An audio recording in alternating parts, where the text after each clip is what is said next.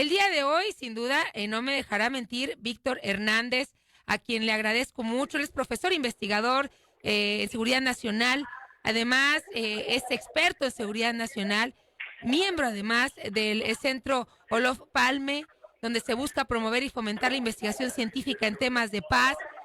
Víctor, tú además de conocer perfectamente a las Fuerzas Armadas, hoy te toca estar fuera y poder narrar desde el exterior, Víctor, todo lo que se vive al interior de una corporación como esta.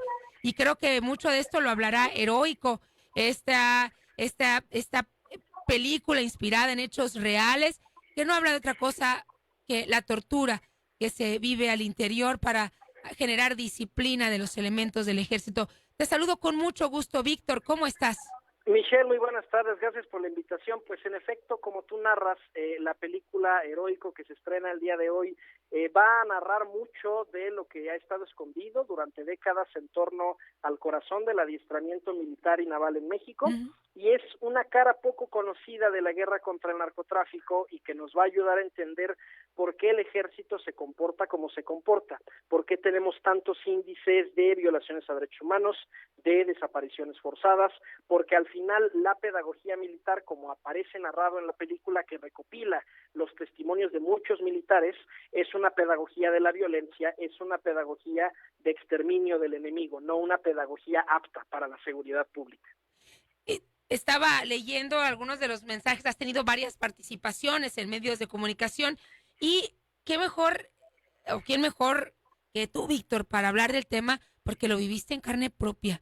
Eso he estado leyendo en tu historia y además tienes forma de documentar también estas, pues en muchos de los casos, torturas que se viven al interior o a qué tipo de situaciones se les somete, ¿no? Para obviamente apoyar a estos grupos que están interesados en que lo último que pase por la zona donde están es el Ejército de México. Mira, en términos generales, lo que yo puedo compartirles de mi testimonio del Heroico Colegio Militar, que causé alta en 2014, y después de mi rol como asesor de seguridad nacional del presidente Enrique Peña Nieto, lo que te puedo decir es, los planteles de educación militar tienen tres grandes formas de tortura. Por un lado está la violencia física, por ejemplo, Latinus sacó un reportaje anoche incorporando material que se ha filtrado en redes sociales, filtraciones de Guacamaya Leaks, pues de prácticas como el mortero, como los pablazos, las golpizas que reciben todos los nuevos reclutas y cadetes en el Ejército y en la Armada de México.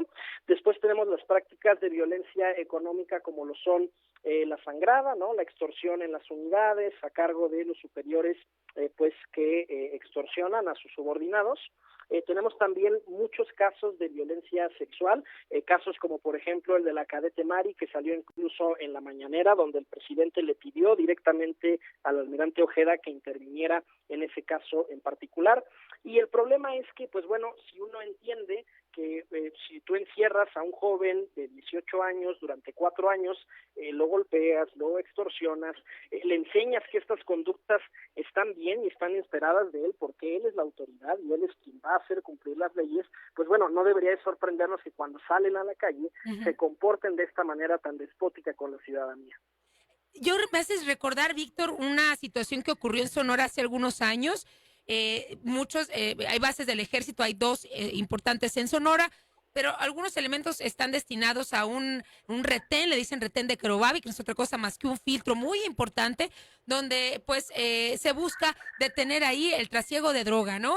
Más ahora el fentanilo o el pase de armas por esta zona del estado.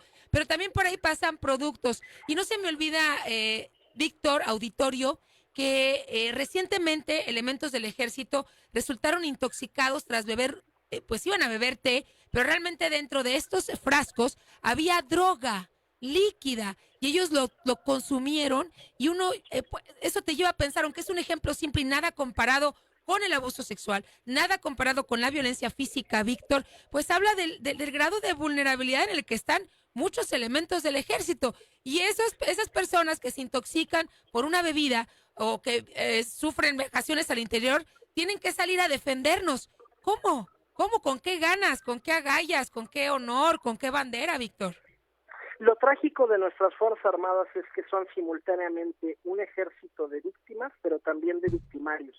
todos los soldados y marinos de nuestras Fuerzas Armadas, en mayor o menor medida, han sufrido de algunas de estas prácticas, como las sangradas, como los tablazos, como la violencia y el acoso laboral. Está, por ejemplo, el caso de la soldado Alexa Bueno, que era la community manager de la Sedena y que sale abiertamente denunciando acoso laboral de parte de sus superiores. Y en ese sentido es lo trágico, que cuando son reclutas, cuando son cadetes, lo padecen, y cuando llega el momento en que ascienden, tienen mando de tropas, tienen la autoridad, es el momento del desquite, es el momento en el que ellos replican estas prácticas, y es lo trágico. Este año se celebró el bicentenario del Heroico Colegio Militar y se ha querido presentar como un verdadero logro, pero es un bicentenario de prácticas de tortura. El ejército mexicano no se comporta así de la nada. Hay que entender que nuestro ejército nació con una vocación de seguridad interna, que México fue un país muy convulso en la independencia, en la Revolución Mexicana, y este es el modus operandi que aprendió ese ejército para sobrevivir, para ejercer control social, y el problema es que ya no estamos en esa época, no estamos en la época de la Revolución, en la época de la Guerra de Reforma, y en el ámbito de la seguridad pública no se lidia con enemigos, se lidia con ciudadanos que se les detiene, que tienen derecho a un debido proceso, y ese es el problema. Ese es uno de los muchos riesgos de la militarización, Sí. que tienes a un individuo entrenado en la violencia que saca esa violencia exacerbada cuando está en las calles. Víctor, ¿y ahora cómo están entrenando a la Guardia Nacional?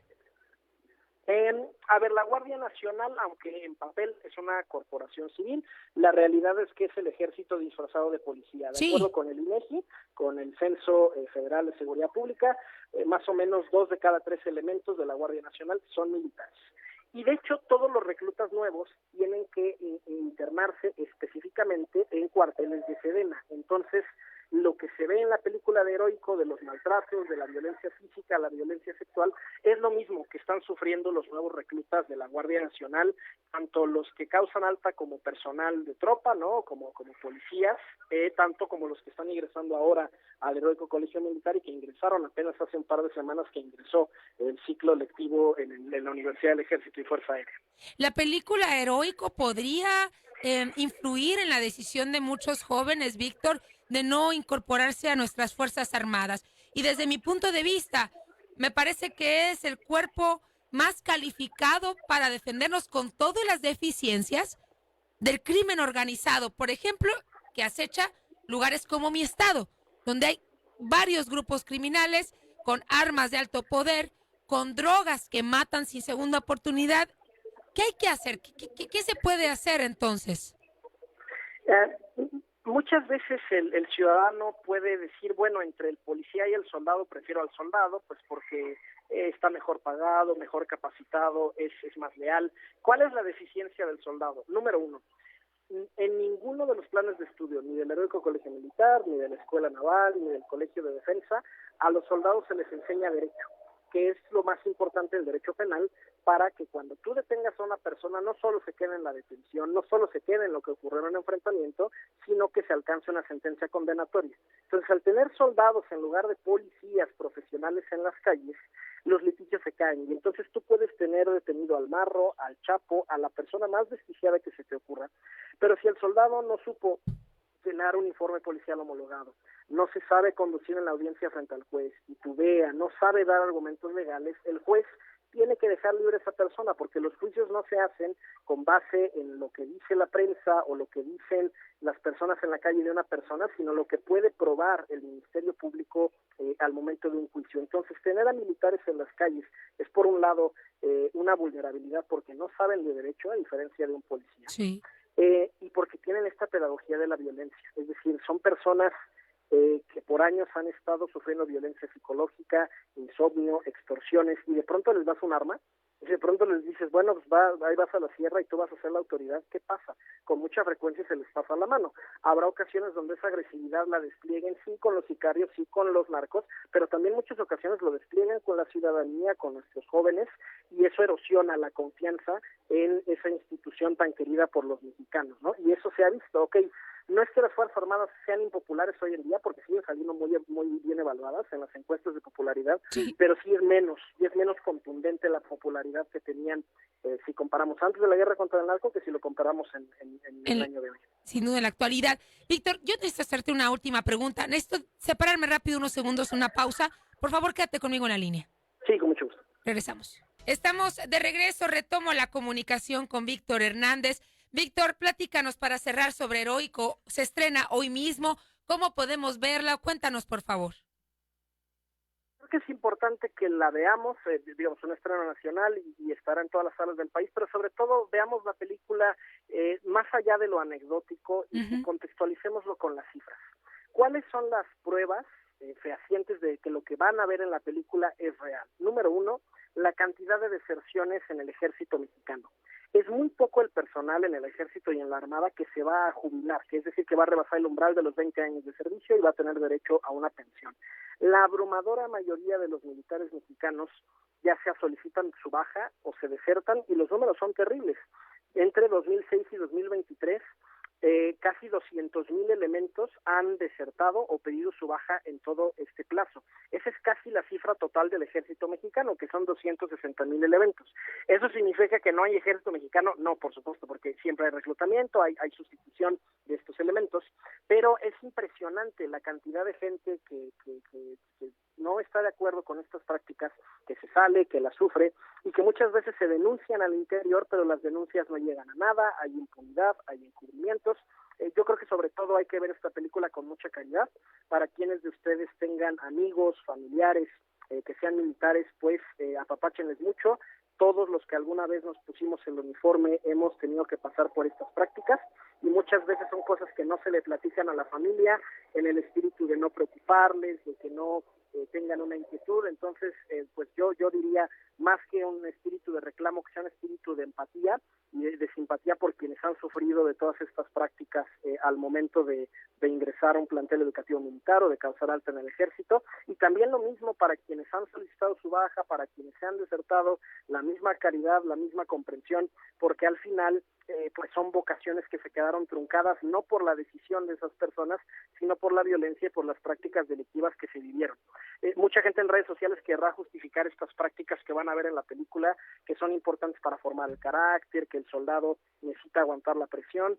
Hay una línea muy clara, Michelle, entre lo que es un entrenamiento rudo y una disciplina y lo que son abiertamente delitos. Sí. Lo que ustedes van a ver en la película está tipificado en el Código Penal Federal, en el Código de Justicia Militar, y quien quiera repetir o alabar esas prácticas, que se meta al narco, que se meta del delincuente, que no se meta de autoridad. La autoridad está para hacer cumplir la ley, no para romper. No al ejército mexicano, como bien dices. Víctor Hernández, de verdad, un placer platicar contigo, que no sea la última vez.